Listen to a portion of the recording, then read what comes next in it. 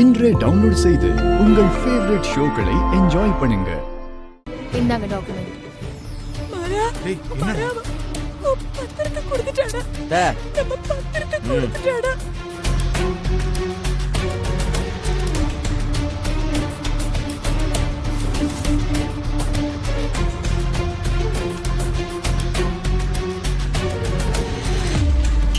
ஐயோ, இது இவனுங்க எப்ப பணம் கொடுப்பானுங்கன்னே தெரியலையே.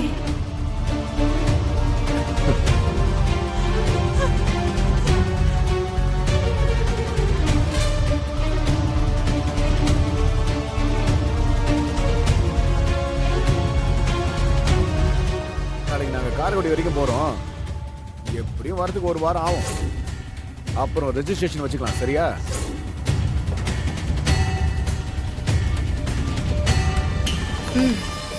சரி. அப்புறம் இனிமே யாரும் வேலைக்கு வர வேணாம்னு சொல்லிடு.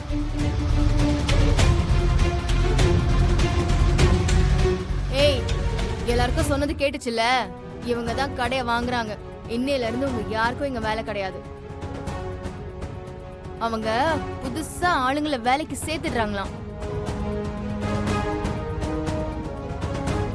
சார், ஒரு சின்ன ரெக்வெஸ்ட். இவங்க யாரையுமே வேலைக்கு வச்சுக்காதீங்க சார். கெஞ்சுவாங்க, அழுவாங்க, கதறுவாங்க, பஞ்ச பாட்டு கதையெல்லாம் சொல்லி நடிப்பாங்க. நீங்க எதையுமே காதுல வாங்காதீங்க. எல்லாம் துரோகிங்க.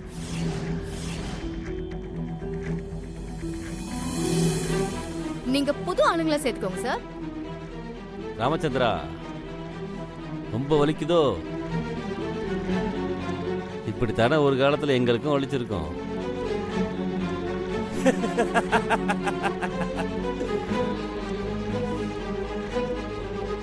டேய், ஊருக்கு போயிட்டு வந்தோன்னே இந்த போர்டை பிடிங்கி வீசணும்டா. அண்ணா, இப்போ எப்படிங்க போட்டுருண்ணே? ரிஜிஸ்ட்ரேஷன் முடிட்டும்டா, அப்புறம் செய்வோம். ஆ,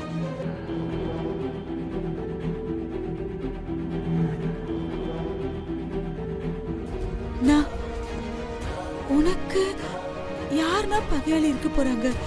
யார் அவங்க? உனக்கு அவங்கள முன்னாடி தெரியுமா?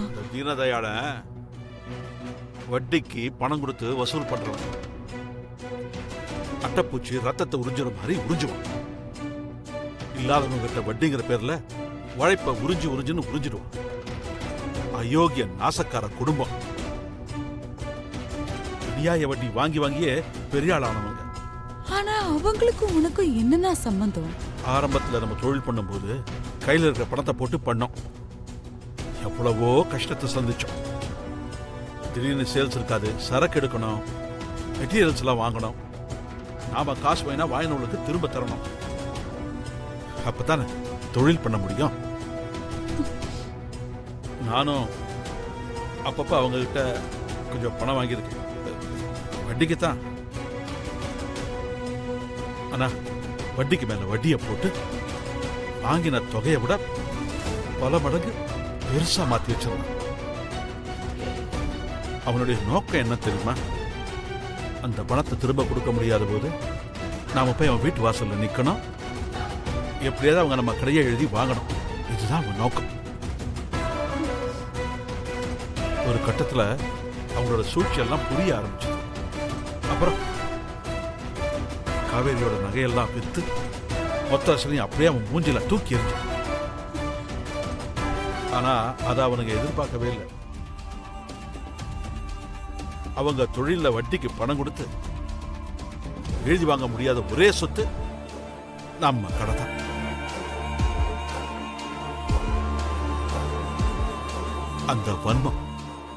அந்த வன்மம் அவனுக்கு இன்னும் இருக்கு.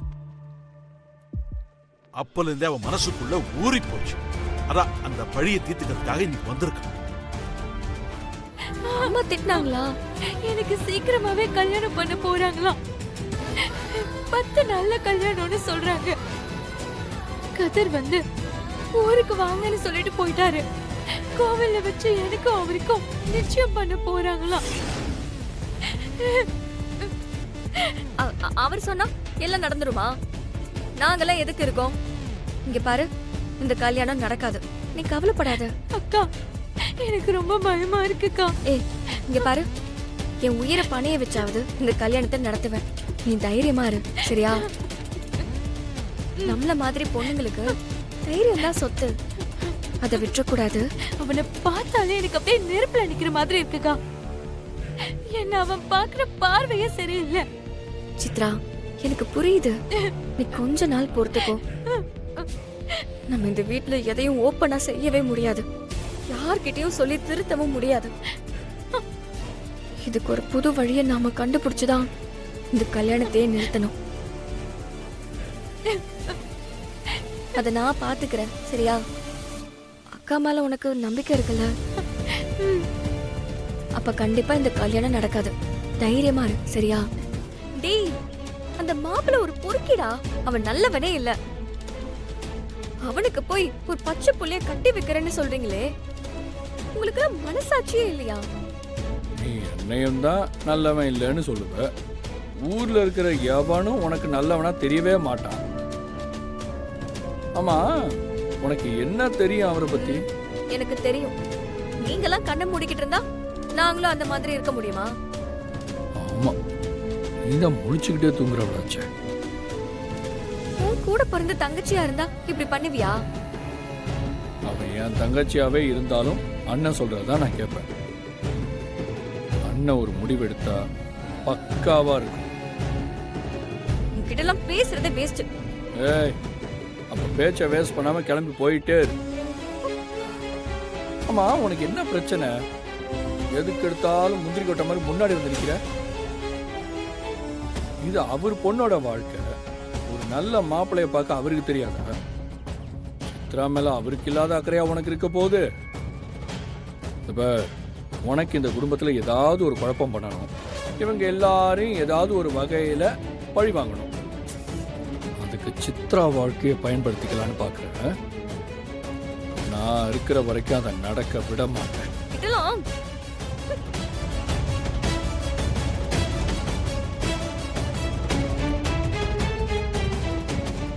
ரொம்பதான் துள்ளுறேன். ஒரு நாள் ஆப்பு வைக்கிறேன் எனக்கு.